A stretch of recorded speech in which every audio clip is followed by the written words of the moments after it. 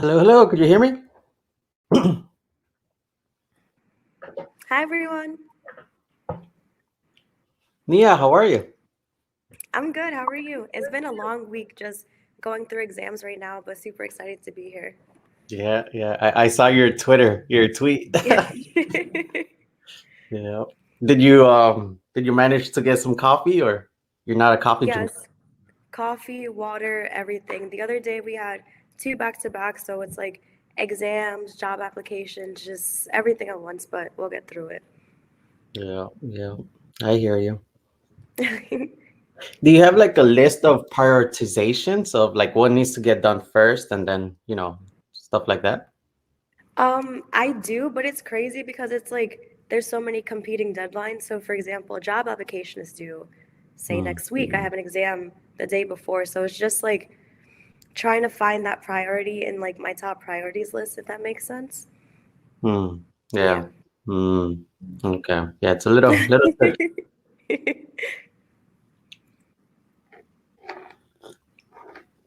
Well, this is awesome. I've been listening to other speakers and whatnot, and yeah, it's been amazing, Hmm. phenomenal, good information. Let's see. Are we a little too early? Are we a little too late? Yeah, should we wait a couple more minutes? Let me Yeah, for see. sure, for sure. How can I see how many people are in this room? I just want to.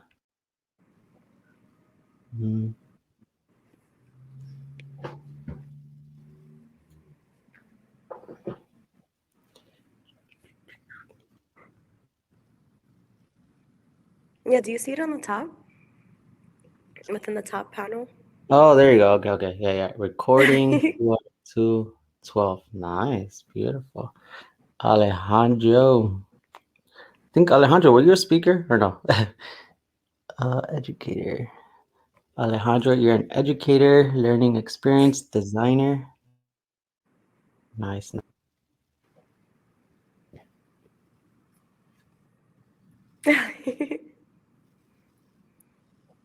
Got it. Alejandro, what's your favorite book? Well, let me type down my favorite book as well. Let's all write down our favorite book. Do you have a favorite book, Yes. Nia? Yes, let me write it down right now. Cool. Yes, I love books. I used to hate reading, but oh my God, books are amazing.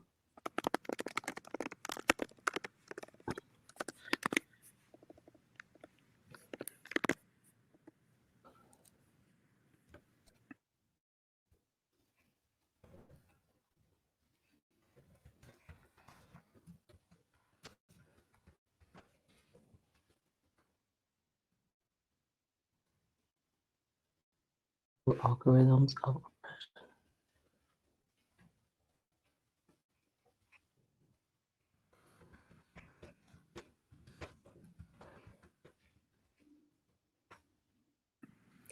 Is that a show too, Alejandro? I think I've watched it or something along those lines with my mom on Netflix. Hi to everybody joining right now.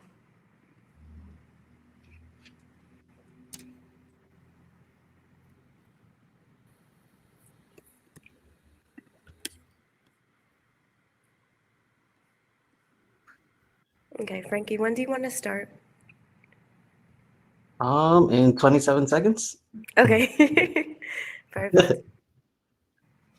It's a hard one to pick. I have That's it. found that's Do a good one. you What's happen to know? Does anybody happen to know Udi Manber? He wrote a book about Introduction to Algorithms, a Creative Approach. Do you know about that book? Uh, no, but I'll definitely it's check it out. Yeah, he used to work at Amazon. He was a manager there, and he created like at the very early employees, and he created. Yeah, he made this book on how to create algorithms instead of Hmm. how to read them. It's how to create it. Oh, that's cool.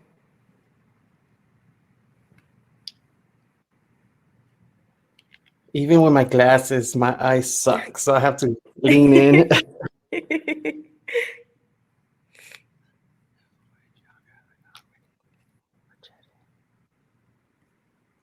Jose. Yeah, I'm definitely with you, Jose. It's hard to pick a favorite book. So it really depends on Hmm. your genre. And that's something we're going to talk about in this session. Based on what you like, what your interests are, you can definitely make an impact in your No, for community. sure. And yeah, yeah. Oh, what was the name of the algorithms book again? It is called, let's see, I have it here. Introduction to Algorithms, a creative approach to learning. And who was the author again? Uri, and last name is Manber. What do you remember? Okay.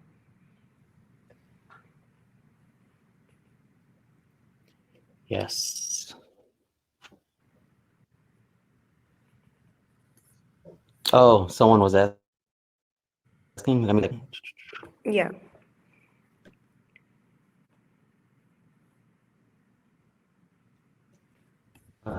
Uri Manber.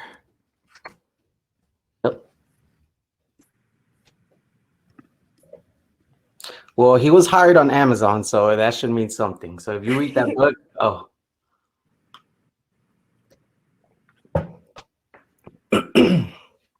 okay. I think 27 seconds passed. So if you want Yeah. to We start, can Nia, start. yeah. Okay, so hi everyone. Thank you for taking the time to be here today. So I guess I can start off with a quick introduction. So hi, my name is Nia. Right now I am a senior at NYU studying computer science and biomolecular science. So as we talk and continue through today, just leading you guys along my tech journey, I never thought that computer science would ever be a path for me. I just got my computer science minor last year, and this past summer I was working at NASA. So it really shows if you put your passions forward and just take risks, because I never thought that would be a path for me. And kind of talking to you guys about teaching myself how to code, the obstacles I faced in that, switching my path because I was originally set on becoming a doctor. So kind of all of that and more.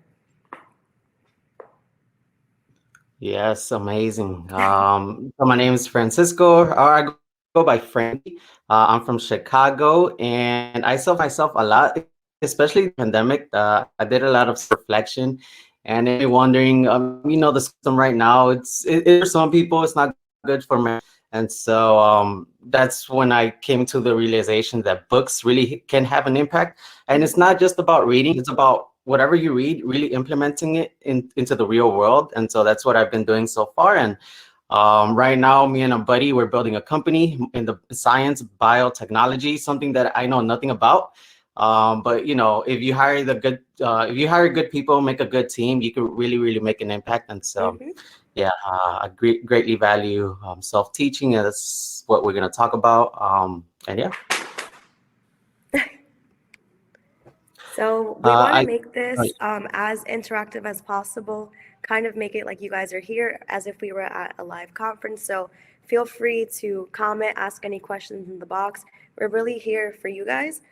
So like that, just make anything as interactive as possible. yeah. One quick question: does anybody know Ad Astra? Nia, Ad Astra? Hmm. Oh yeah. Oh, what do you know about it? I know we just talked about it briefly in class, but I'm not sure about everything. Hmm. Oh, which class was that? So I've taken a couple classes at school. So we talked about it in my ethics and tech class, as well as it Hmm. was last year, I believe, called Technology and the Future of Work. So just talking about like current state, implications of society. Like I really love that class because it was less technical in a sense, and we kind of talked about theories or applications and just everything holistically. So Okay. Yeah. Well, I guess it makes sense why it's in the ethics class, because yeah. it's more of, homeschool and the benefits of homeschool, if not Montessori schools. And yeah, that's later on we'll get who to follow on Twitter, but that's one of the Twitter Yes. pages I follow. Yeah, that's one of the Twitter pages I follow. Social media, if you use it wisely, it can really, really make you a better person and really make an impact. And so, Hmm. yeah, at Astra, it's about self-teaching. If So anybody's someone interested, yeah. said, oh, sorry. Someone said, hi, joined a little late. Here's a random question. What's something you've always wanted to learn? Frankie, what's something you always wanted to learn? I'll go second. I need time to think about it. Okay. Um, Let me start. What's something that? Okay, I'm trying to think. I'm trying to think. I guess like a while ago, something that I've always wanted to learn was like artificial intelligence.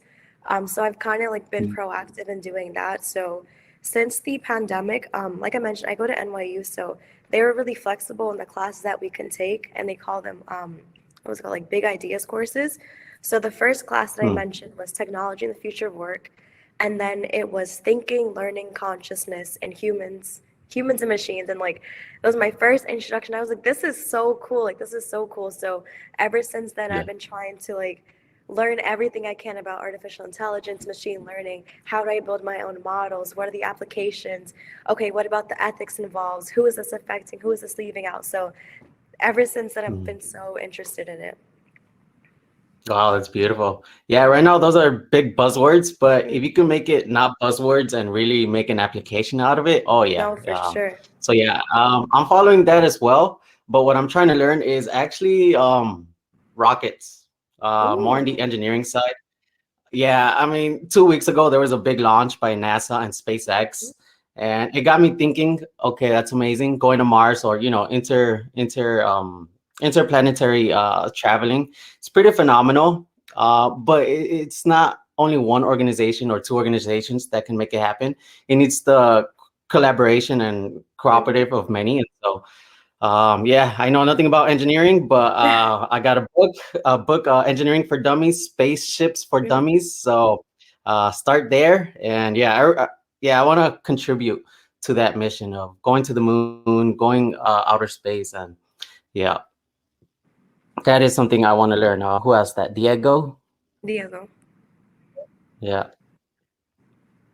I'm curious. What is something you want to learn, Diego? So Mm-hmm. yeah, definitely type it out. I'd like to hear your stories about how you created tools to help elevate your communities using your. Okay, so I guess I can start with that. Also, for bandwidth purposes, I'm gonna turn off my camera. I hope like you don't mind, just because I'm in like the basement, so it keeps going in and out. Hmm. Um, but let me see. I like to hear your stories about how you created tools that help elevate your communities. So, um, like I mentioned earlier, I just started CS, so I guess a typical experience that myself and other people of color, especially women, have experienced in this field is the lack of representation. I'm still in college, so I experienced that in classes where there's a lecture class of 100 plus students, and I'm one of three or one of two, for example. So just having those experiences, and I guess with the tools, so I've been teaching with organizations like Black Girls Code and other Latinas in tech organizations just to give back. But also with that, I love to draw, so I created a coloring book, right? Which essentially features women of color coding, creating robots just so that these younger students feel empowered, that they feel seen, that they feel represented. So I highlighted 15 amazing women, and I also had graphics of like mentoring opportunities in CS, robotics, just STEM in general, so that people feel, okay, I can see myself in this and that they can give it back as well. Yeah, speaking of your book, if you don't mind, I want to definitely share your Twitter in here. People got to follow you, Nia. You Thank do, yeah, your mission in the you. community is amazing. So Thank you. if anybody's on Twitter, yes, definitely follow Nia. No, thank Her you. book is nice, yeah. And let's see. Oh, so going back to Jose, your stories, how you created tools that help elevate your communities. Entrepreneurship is pretty big. It's not something that was really taught in my school here in Chicago. So I took it upon myself to do it on my own. And so small local restaurants during the pandemic, they've been hurt a lot. And so I wanted to create. Right now everyone's creating apps. So I wanted to create apps that really helps the small restaurants. I have many here where I live.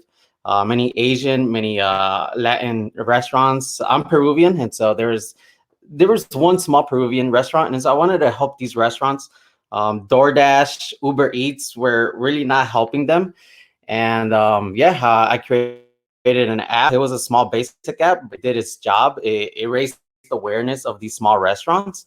And it was great. I did it for a couple of months, but it really did not take off the way I wanted to.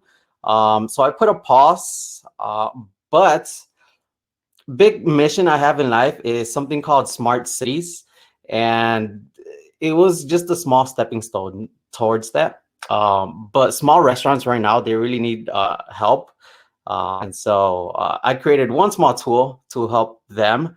I put a pause on that, but I'm definitely coming back to it once I have more resources. So yeah, it really doesn't, you don't have to real make an impact huge. It's just starting very, very small and just grow your way there. And so, yeah, if anybody wants to help the community or whatnot, yeah, you can start small, build a team, and grow from there. No, that's definitely important. What's the saying? I forgot what it was exactly, but for example, like if you throw a pebble in the water, it still makes ripples. Hmm. So no matter like how small the impact you may personally seem, it's always going to grow, it's always going to expand, and it's always going to have an impact regardless of the scale. Yeah. Oh, yeah. Oh, Diego, there you go. He's always wanted to learn grow plants. Hydroponic. Whoa, okay. I love recently amazing plants. Oh, that's awesome. Plants, sort of like botany. That's very awesome. If you know Elon Musk, which I think everybody knows, his brother, Kimball Musk, he's working on something like that. Plants, Diego, I don't know if you know about that, but yeah, I forgot. It's more of yeah, it's sort of. I'm not too sure what specifically, but he's working on something like that. So that's definitely huge and big.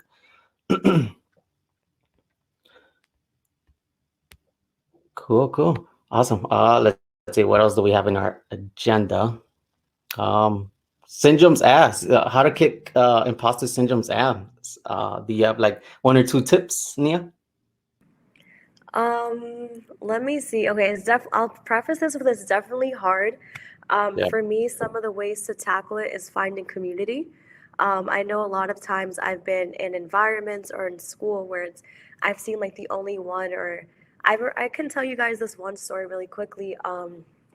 I remember going to one of the CS tutors and I asked a question and he questioned me and just undermined me, made me seem like I was dumb for not knowing the answer, right? And that was a really uncomfortable experience for me. And I was just sitting in it like, okay, maybe I'm supposed to know this. Maybe this is not the field that I'm supposed to be in. It was really difficult to overcome that. And I remember I just had to say something. So I was like, hi, like, um, thank you for like teaching me the other things. I just wanted to let you know, like, this is my first introduction to CS in general. I understand that you're one of the tutors, but can you please explain it to me this way? I'm not understanding it.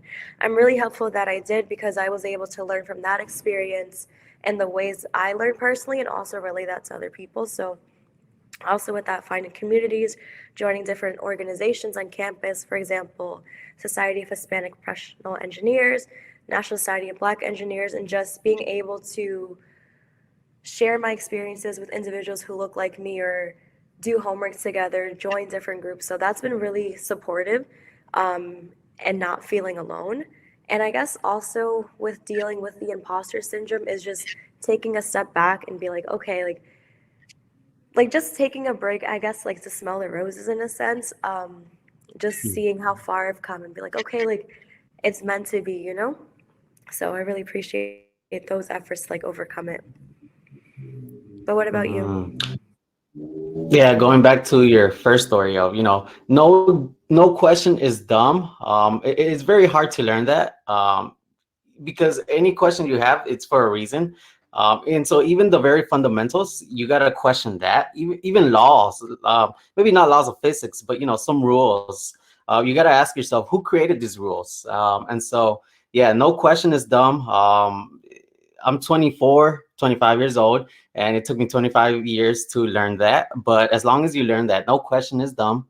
And yeah, I mean, I'm picturing myself in grade school, high school. The questions I asked, I sort of got the same response as you, from tutors, from teachers. But at the end of the day, it's some students, the tables turns from time to time. Some students become the masters, and then the masters become the students. And so, yeah, that's very key. That no question is dumb. And yeah, and also key on how to kick imposter syndrome's ass is reading. Like I said, I love reading. Reading, you learn a lot, and so and it helps if you read books from those who are, you know, in the eyes of society successful, or, you know, sort of rich or whatnot. If you read their books, you sort of get their principles. And if you go out in the world, in the real world, and you ask the questions that these people as well asked, you might get some looks, but it's a reason those are questions. And so, yeah, embrace curiosity. I can't highly stress that enough. Embrace curiosity and read a lot of books. Yeah. No, that's amazing. And I'll ask this next question from the chat to you. So, can you share some critical thinking strategies that work for you? Maybe some strategies to help you think outside of the box. Oh yes, you always have to think outside the box. If you I quote a lot of quotes that I've seen, but they're really impactful. If you are doing what everybody else is doing, you are doing it wrong. Wrong. And so, yes, think outside the box. It's a little bit hard, but reading. I'll go back to reading. Reading has helped. Reading random books, attending random events has helped.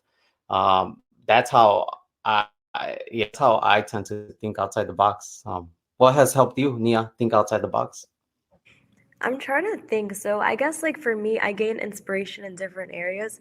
And I guess that comes with like having different passions. So, for example, I love tech, I love music. I've been playing instruments all my life. I've loved to draw. So, Hmm. those different passions, I've also played sports, help me look at things in different angles. So, for example, like if we're solving a problem in class, I have the different areas that I can approach the problem, be like, okay, so maybe we can do this way. And I guess that's helped me think outside the box. I also love doing things in a creative lens, so maybe that helps as well. I can definitely second you on the reading, just gaining exposure to experiences, whether felt or read, just so you can think outside of like the typical norms. Yeah, yeah. Um, yeah, you have to really think outside the box. It's a little bit hard, but it takes a lot of work. But if you do it, if you continually do it, it'll get a little bit easier and easier. Also, what helps is question. You got to question almost Yes. everything. That helps. Always question like the what ifs and why nots. Like for me, it's always, say for example, I guess like in a CS class or just in general, and there's like an answer that's set. It's not determined, but it's set. It's okay. How can we improve upon this? What if? Always ask what if, and if it seems impossible, try to get there. You know, like that's how I love to think.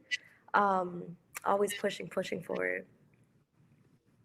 And I think it'll be easier for a lot of people. For me, it was hard. The reason was is I used to be an accountant, finance, and so yeah, the rules are already there. The formulas are already there. It was just my job to type it in, and so I Hmm. was very uh, strict by rules and whatnot. So there wasn't a lot of creativity that I had to do or think outside the box. So it was very hard to do it. So I would say if I'm able to sort of do it, I think it would be easier for a lot of other people. So yeah, I'm not an accountant anymore. But yeah, One of the other Diego, questions is, oh, sorry. yeah, I'm looking Um, at favorite genre of book. Oh my God, that's an amazing question. The reason is it really depends on what you like. Because I say you got to read, but I mean, if you read a book and it's not really your interest, then you're not going to learn anything from it. And that's what happened to me. I wanted to read a science fiction. I love science fiction movies, but reading science fiction, oh my God, it was so hard. I had a dictionary, but even with dictionary, it was still hard to follow. So uh, yeah, science fiction definitely not my genre of books. Nonfiction, I would say autobiographies. That's my favorite mhm. genre. No, me too. I agree. I took this class this summer. It was called, what was it called? I think it was Disrupting the Universe or Disrupting Innovation, my bad. And it was Oh, really interesting because we just dove deeper into inventions and the inventors behind it, looking into their life, the societal, cultural, economic context behind their inventions. So we talked about Steve Jobs, we talked about Oprah, all these amazing entrepreneurs. and just saw like why they were the way they are. So it was really interesting just to understand more of their background. Diego, what's your favorite genre of books?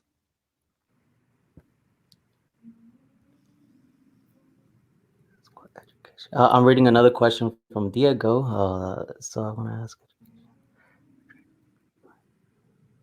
What education experience or training? And we have to answer Cecilia's question as well.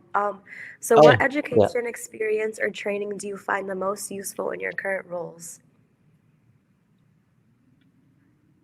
Training. Uh, well, I'm taking courses right now, so that helps. From Coursera. So yeah, I'll go back again to self teaching yourself. It's a little bit hard if you do it by yourself with no accountability buddy. So I highly recommend that as well. Joining a Yes. community. Um, so that has helped, and it really depends on your interest. No, for me, so I guess also like formally studying CS now, but up until then, kind of in the middle of teaching myself. So for me, it was YouTube. There's a lot of free courses on YouTube, like learn Python in like, I don't know, so many hours. Those are good for just an understanding of it. Obviously, you want to dive deeper. So there's courses on Coursera that I was looking at. Free Code Camp is really good as well. And I guess I can put this out there too. Something that I learned about me is I'm a very hands on learner. And sometimes just reading about CS or reading about Python it doesn't make it very tangible for me. So what I like about some of these websites is that you can learn by doing projects. So say for example, you're interested in finance or bio, you can do a Python project or JavaScript project, whatever language project based on your interest. So that's really interesting because you kind of do the best of both worlds, knock two birds out with one stone. Not only are you pursuing your passions, but you're learning a language alongside of that. So that's something that I learned. Education, like I said, formally studying it in school. Mhm. Um, Yeah. and train. I know there's some boot camps for Python, like Master Python or other languages. I haven't done those, but I've been looking into them as well. Well, yeah, I believe, yeah. I haven't done those as well, but yeah, I believe those are really impactful as well, too. And oh man, I was gonna say something, but I forgot. Oh yeah, when it comes to learning, it's okay to learn, fill your mind with all of this information, but immediately, if you can, immediately apply it to the real world. Uh, it- yeah, it goes back to the school system where you go to a class and you're just learning textbooks, but it's an amazing feeling, as well as yeah, it's an amazing feeling that whatever you learned, you're actually implementing it and contributing to society. And so I can't stress that enough, that it's great. I guess on the topic of self-teaching, have there been any obstacles that you faced? And also Oh with my that, God. how do you, because I know you mentioned accountability partner for sure. I definitely feel that. So in those moments where something gets difficult, or how do you keep going? Like what were your experiences like in that? uh yeah. Well, I mean, obstacle was, yeah, by myself, self motivation. It's a little bit hard, and so yeah, some people can do it, some people really can't. I think I'm more of the can't. So yeah, I did whatever it took to find an accountability buddy, an accountability partner, and that has helped. Another obstacle is goals. I think for me, and I'm a very I'm an outlier in this, but goals are not really good. Goals are mostly artificial. I read it from a book. Yeah, when you set goals, it's like you need a second set of motivational um, incentives, which is not really ideal. And so if you put more than 100% into whatever you're doing, you're going to accomplish whatever goals you were trying to do and more. And so, yeah, but it all starts with having a good accountability partner. That's an obstacle. Another obstacle of self-teaching is there's no really a set deadline. You really gotta just do it as soon as or finish, accomplish whatever mission you're trying to do as soon as possible. And so deadlines, having no deadlines, there's a lot of pros and cons, but I would say more cons into it. Um, but it's definitely manageable. No, I completely agree. One of the things that I guess in those moments where I didn't feel like spending hours on end learning coding or anything like that on myself because it was really difficult alongside taking regular classes at school and also with my job, I would say Mm, really know your why, right? Why are you, for mm, example, why are you trying to learn finance? Why are you self-teaching yourself how to code? When you know your why, it becomes that motivational force to keep going. If you're just doing it for doing it, you can slack off or sometimes you can make excuses for yourself. So definitely know your why. One of the things that helped me and that I had to learn, like you mentioned, there's no deadlines, but I like to schedule things out. And I remember before um, I just remember before earlier when I first started, I was like, okay, I have all these projects for school, I have all this homework for school, but I want to get 3 hours of Python in. And I remember I would be hard on myself, okay, get this in, get this in, get this in. And sometimes it didn't work that way. And what I would say is, especially with self-teaching, you don't want it to seem like a chore because then you're going to hate doing it. And that's mm, something that I experienced. So when I was flexible with myself, okay, within this week, I want to, instead of doing it by hours, I want to cover these concepts. And that's really helps out with me a lot because instead of blocking it down by the time, the hour, some concepts will take longer than other ones. Okay, by this time or within the next 2 weeks, I want to have a working knowledge of this and start working on this project, or I want to understand this concept and the why I want to understand this concept, or just having that reason why I want to do something was that grounding force. So I would say that another thing with self teaching that made it really difficult was, let me see, I guess time commitment, and also when you get confused or you're trumped on a topic, it's like, okay, who do I go to? Because it's just it's just me right now. So finding those mm, quick solutions or those quick answers can also be difficult. It's definitely feasible. There's a lot of resources there, but those are just some of the personal things. mm, And I know we skipped a question earlier. So Cecilia says, any tips on how to network and how do you quiet these self doubt thoughts? okay, okay. I'll go second. Okay. Tips on how to network. So, what I would say is just be your authentic self, right? Um, just talk. Like, I love to talk. So, talk, just let your passions shine through Mhm, and just be very genuine, you know? Um, I feel like that's the best thing you do. Just be yourself, talk, let people know what you're interested in, and just have that natural, organic conversation. I remember when I was younger and like maybe like in high school and I went to my first networking event. It just in the environment it felt very like rigid, very transactional in a sense. And it was mm, uncomfortable for me. So like I said, just try to make it as organic as possible to build genuine connections that will last long. And how do you quiet the self-doubt thoughts? Um, Let me see. I guess it's hard at times. This week, for example, was very challenging for me, and there's a lot of times where I was just doubting my abilities and my bandwidth to contribute in certain areas. What I would mm, say is just take a time to just breathe, first of all, and just understand that you're there for a reason, and that you're important. Um, yeah, and that you'll mm, make an impact. I think those are some of the things that really ground me in that moment. And everything I've done up until this moment will take me further, or I wouldn't be here without my past, or I wouldn't be here without things I've done before. So that's kind of helped me. Also, another thing with the self doubt is also like I mentioned earlier, my why.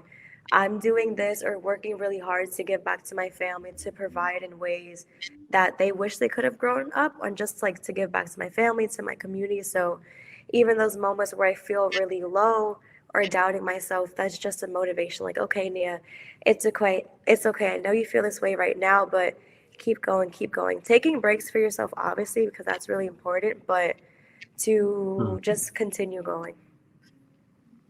Oh yeah, it's natural feeling self-doubt.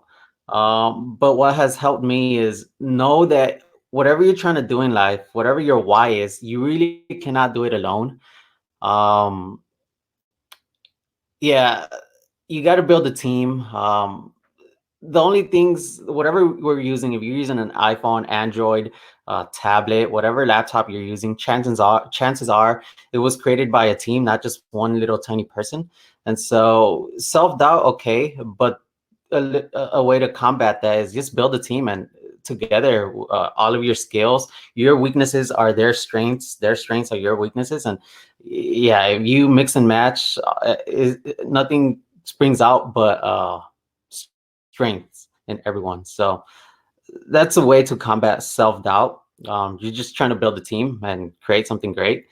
And how to network. I don't really like the word networking. The reason is what Nia said. It's very much transactional. So you replace the word networking with building relationships, building connections. No, for Um, sure. yeah, if you replace the word, just by replacing the word, long-term effects are really, really good. So if you take networking out of your vocabulary and just say building connections, it's going to be very, very much easier when you go to parties, when you go to events, when you go to conferences. Yeah, you're just building connections, building relationships. Sometimes it takes 2 minutes, sometimes it takes 60 seconds, sometimes it takes, more than 2 or 3 interviews with them, with that person. And so, yeah, I would say, yeah, just delete networking from your vocabulary and replace it with building relationship. Okay, so there's a question right here. It says, thanks guys. With projects for learning, do you have tips for planning slash designing your own projects? And then there's a follow up. Any project management productivity methods you guys read or use? Let me see who asked that. Mo? Okay, okay. Productivity methods. Oh my God, that's my favorite word, productivity. Productivity methods. I tend to not use many apps, not many. If you were to look at my website, Chrome, I only have 4 tabs, max 5 tabs. Um, so that has helped me. It's very different for everyone. So for me, the way to increase productivity is to decrease apps, decrease all these software tech solutions that say that they help you, but really, in fact, no, they don't. And so that's one method I use. It's a little bit too soon to say too. As we continue throughout our lives and start making an impact, more tools are going to be out there available that we have yet to discover. So, but yeah, that's one way. No, it's funny. I completely agree with you. And not using like the apps for example, measuring productivity. Because I Hmm. remember maybe it's like freshman year. And this is just my personal experience, but I remember freshman year of college when I got one of the apps, and I was on the app. Long story short, I wound up on like Instagram. So it was just having my phone in my hand led to it. Hmm. So what I like to do is I love to write everything down, simple pen and paper. I have a whiteboard in my room. I also really love sticky notes, just because I'm able to get my ideas down and just put it in a place where I won't forget, right? So that's something that I do in terms of productivity and product management. If it's a school project or just a project that I'm doing by myself, I like to create an outline. Um, with rough deadlines, right? So sometimes I'll do it like by day, sometimes I'll do it by time, but just giving myself estimates of what I want to get done. And there'll be different iterations of this because like you're refining it as you go throughout. So I guess um, let me see. Let me talk about a project. So earlier in the pandemic, I created a web portfolio, so I can kind of walk you guys through that process. So the Hmm. first thing, so it didn't get overwhelming, I was like, okay, I want to make a website. think about what you want to have in your website, right? So, general things, I want it to have an about page, I want it to have a page highlighting my art, a resume like section, a contact page, and a page highlighting my like CS projects, right? So, I'm pretty sure there's more right now, but those are just like the five general things. Okay, so I kind of view things like containers. So those five different pages or five different contents are five different containers. So what goes into these containers? Well, in the art section, what goes into it? I have to gather all my art pieces. I have to take pictures of them, make sure they're the same length, width, whatever that goes Hmm. into it. Okay, and then once I have everything written down, I like to storyboard it. So, like I mentioned earlier, I like to draw. So I just get a simple pen and paper and kind of map it out. And then from there, it's like, okay, I have the raw structure. How does this translate to code? And that's just kind of how my mind works in terms of doing projects, to kind of go like from top down, and just refine everything along the way, but make sure that I have the plan in place, because it's less stressful at the end and you can kind of see how far along you are. Also, with like having the list earlier, I love checking off boxes. So, for example, if my task today was, okay, I want to create the art page and then also finish the contact page. If I finished it, check it off, okay, move on to the next day. So, that's been really helpful for me. Hmm. Yeah, so would you say, yeah, I would say that it's sort of basic primitive tools. But I mean, at least for me, I don't know everything. So I would actually take recommendations if you know any Mo, if you know any tools. I'm a very hard customer to get, but like I said, embrace curiosity. So yeah, if you know any tools out there, I'll definitely love to use them. And yeah.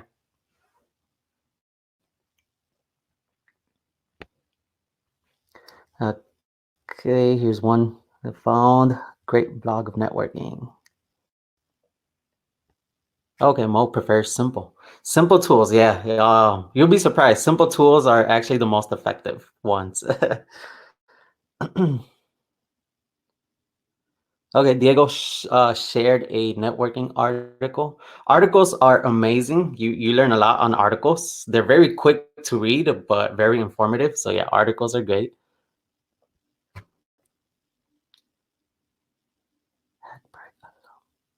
Hackbright. Oh, that sounds familiar. Someone's from Hackbright. Have you heard of Hackbright, Nia? I'm not too familiar, but I'll definitely check it out. I see your LinkedIn is there, so I'll definitely be reaching out to you later. Hmm. Also, thank you for taking the time to be here today. We really appreciate it. Oh yeah. Oh yeah. Speaking of that time, when does this end? Oh, 1:30. Oh, awesome. Well, actually, I wanted to connect someone here. I do not recall their name, but they were into plants and whatnot. I'm not too big into plants, but I do love the science behind it. So anyone with plants, let's No, connect. when Diego said that, I was like, that's so crazy because I have plants all over my room. And I just come from a huge family. So my grandma lives in Puerto Rico, and her great grandma lived in Puerto Rico as well. So everyone's been growing up growing plants, and it's so crazy because my grandma came over here. I'm from New York. She brought me a piece of aloe.